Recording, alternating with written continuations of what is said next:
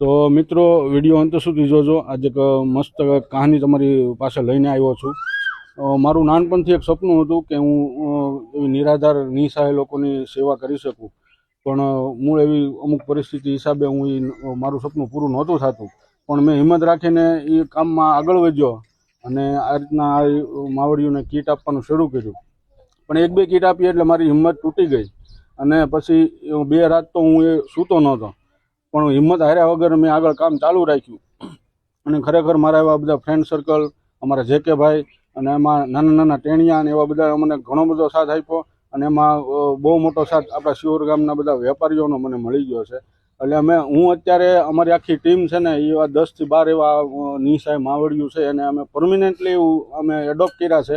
તેમાં પરમિનન્ટલી જ્યાં છે ત્યાં લગી અમે એની પાસે પહોંચીને કાંઈક ને કાંઈક સેવાઓ કરતા રહીશું।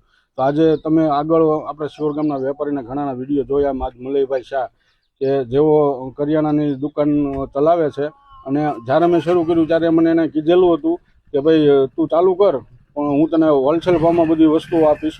અને એથી વિશેષ કે એ બધી હોલસેલ ભાવમાં આપે છે, અને બીજું કે એમાંથી પણ એ 100-150 રૂપિયા ઓછા કરીને આપે છે। એટલે આપણે મલયભાઈનો બહુ ખૂબ ખૂબ આભાર વ્યક્ત કરીએ। અને આ કામ બહુ ઓછા લોકો કરે છે।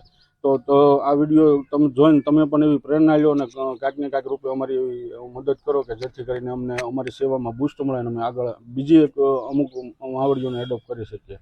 જય માતાજી।